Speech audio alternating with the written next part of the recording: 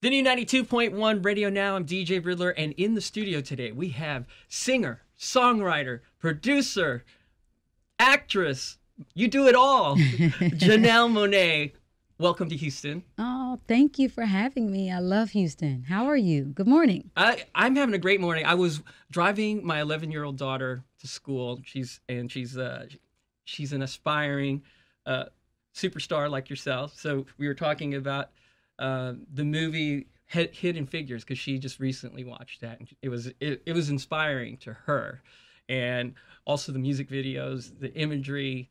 Because she's in the Houston Ballet, she's trying to do the arts, and so she really found a connection to your style, and you're an inspiration to a lot of young girls. I mean, my daughter's 11. Aww. So I mean, what would you sweet. say to them? To say to some other aspiring, young talent out there? Well, first of all, your daughter sounds so sweet, and you sound like an amazing dad. To let her watch Hidden Figures, that's incredible. That movie meant a lot to me as a woman, and I wish I had it when I was a little girl.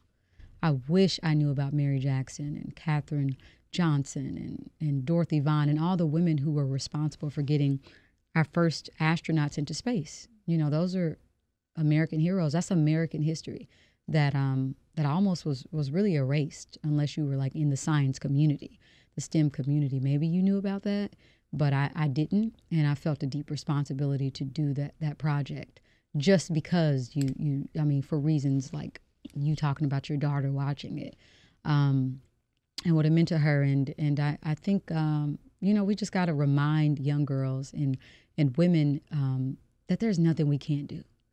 There's nothing we cannot do. And if you want to be in STEM, if you want to do science, study science, technology, engineering, arts, whatever it may be, you should not feel like it's not cool. It's cool because it's what you want to do. It's your purpose. And it's what you feel your purpose is at that time. So that's really the message that I would give is to know that we don't all have to take the same coordinates to reach the same destination. Your dreams are valid. Yeah, the song that you just released, I like that. It kind of touches on that, and I was listening to it in the car, with my daughter, and as I was listening to it, my daughter, she's actually going through that kind of phase. She's in fourth grade, and she's going through that phase where like the girls are having cliques, and she's not part of any clique right now, and the song also kind of talks to me because I was like kind of that weird offbeat kid. How did that come about for you? Like, bringing that song out. I try to pull from real life experiences, and with this album, Dirty Computer, and so that particular experience on I Like That was real. There was a moment where I cut off the relaxer that my mom had put on my hair when I was young because my hair was too thick, and I decided when I got in high school, like I wanted to cut my hair. I didn't want to have, I wanted my natural hair to shine. I felt it was beautiful. And I was going through a transition in my life of just rediscovering who I was. And, I got a lot of, sideways looks. I was also vintage shopping, and I wasn't wearing like the latest clothes. I couldn't even the latest popular clothes. I couldn't really afford those anyway. So thrift store was great. Like I could create my own style. I had just cut my hair. I was just becoming a more evolved Janelle Monáe, and it just wasn't always celebrated, which is fine. Like kids can be, including me. Like I've been hard on other kids, and I know it's one of those things. But I do also know, I know mostly what it feels like to feel alone and to feel like that, you don't belong in any clique because, you may not think the same way. And I think it's important that we just continue to develop our independent minds. I think that's important. And early on, I realized that after certain guys rated me lower numbers because I decided to change my style. I had to love myself.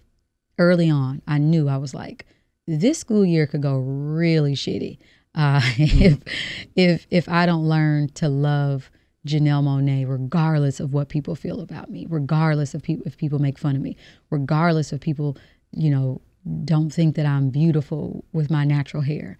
Like, I have got to live with this woman, this girl, for the rest of my days that I'm here.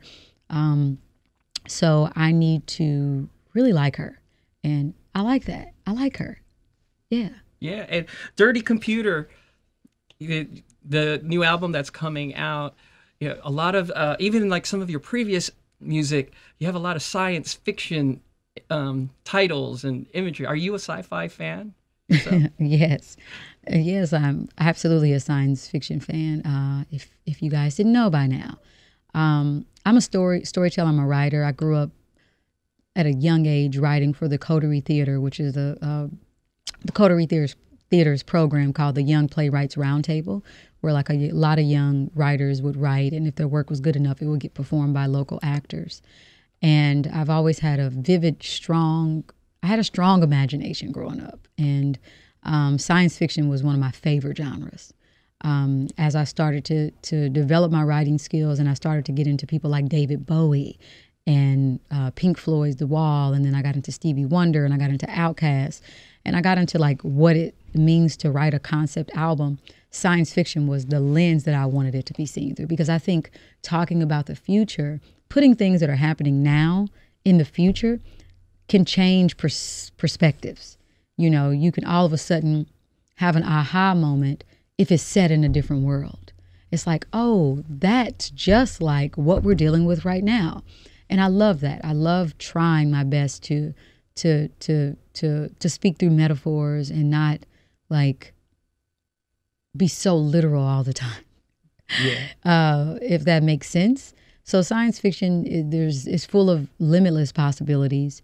I've been called a nerd or a geek or, oh, that's odd. But there are a lot of Black girls who love science fiction. I'm not the only one. There are a lot of girls who love it. And I'm so happy to be able to use it as a tool. Yeah, because I'm going to geek out right now, because I am a sci-fi geek. And the first time I actually saw you perform was on Stargate Universe. Yes, I remember. Yeah, I remember the scene. It was the club scene. And I was like, who's this? Janelle Monáe. Yeah. Yeah. What was that experience like? It was fun. I was honored to be a part of Stargate. I hate that the show is gone. But yeah, I was like, if I'm going to do something, it needs to be in the science fiction universe. So when they called me, I was excited to be a part of it. One of your alter egos, your science alter egos, Cindy Mayweather. Yeah. She going to make a comeback anytime soon? She will. She will absolutely have a comeback. She's still with us. And those who may not know who Cindy Mayweather is, she's an android and a robot developing human characteristics, and she falls in love with a human. And she's a character that I have used as a muse for my last 3 albums: Metropolis, Arcandroid, and Electric Lady. And so she has more story to tell. There's going to be some exciting news with her that I'll be able to share soon, but not right now. But it was important for me to put out Dirty Computer and focus in on this project. I had this concept before I started the Arcandroid, and I just felt a deep responsibility to continue out that series because of people like you who were invested in it, and the people who were with me when I was selling the CDs out of my car, and they were really invested in Cindy, and I was just like, man, I can't let them down. I need to continue on with this story. But Dirty Computer is more near future, and it's more Janelle Monáe centric. Yes, I remember hearing "Make Me Feel" the first time and seeing the video. I thought maybe Cindy might have a little cameo in the video. Well, she's me, I'm her. She's there. We're all a part of each other. She's proud, but we're doing something else right now. "Make Me Feel." Obviously a lot of comparisons to Prince, and the process on that, how How was that like? You know, from conceptualizing it to the video itself. It was, man, it was freeing. It was scary. It was exciting. It was like I had so many emotions, you know, even just with this project in general. Because I am using new muscles and playing with new colors and literally, and just allowing myself to remain open, you know, and free and honest and vulnerable in a very public space. So all of that is kind of scary because you don't know how people are going to react to it, if they're going to jump off ship, if they're going to embrace it with you and support you. You just never know. And it was just an incredible experience doing Make Me Feel. You know, that song is a celebration of love, of freedom, of self-love. You know, you should be able to let your freak flag fly whenever you listen to Make Me Feel. With the remixes that just came out, I know I'm playing one of the remixes myself. Oh, the cool. the Thank you. Cascade Yes, remix. I love that remix. Yeah, Thank you. that one's definitely hitting in the EDM world. I'm seeing some of the DJs playing that, crossing other barriers. So Dirty Computer coming out April 27th. Yes. You know, so what else can you share with us without spilling all the beans? Anything else you want to say about Dirty Computer? Yes. It also will have a visual component. Some people will call it a short film, a short, you know, narrative driven film, a visual album, but I call it an emotion picture. And I'm super happy that finally I've been able to put you know, visually take the album to another place. And so I think you can listen to the album, but I really do encourage you to watch the emotion picture, to watch the visuals, to dig deeper into the world that is Dirty Computer. It'll come out at the same time on April 27th. I think it may be premiering on some special stations. So please, just follow me on Twitter or Facebook or IG, Janelle Monáe, so you can get the listings of when we'll show it. Yeah, speaking of Twitter, real quick, I saw one tweet this morning. You said you can't delete me. You can't delete me. So what you want to elaborate a little more on that? Well, I think it's a play off the Dirty Computer. You know, I think that this concept deals with the idea of, you know, what it means to come from the dirt as a human being, you know, and go back to the dirt when you pass on. What it means to have your brain be a CPU, be a computer. Like, we're transmitting information, we're uploading, we're downloading. Some of us have bugs, have viruses that we came with. You know, maybe it's our race, maybe it's our sexual identity, maybe it's our class. You know, these are all things that society looks at as bugs or viruses, and we need to cleanse. What does it mean for Dirty Computers? Dirty Computers believe that their bugs and their viruses make them unique, you know, make them special. Their attributes, their features, their positive things. And so as a Dirty Computer, I say that with all my bugs, with all my viruses, you can't delete me. I will not allow myself to be cleansed. Oh, that's awesome. Janelle Monáe, everyone, thank you. Thank you for so coming to much. Radio I Now. appreciate it.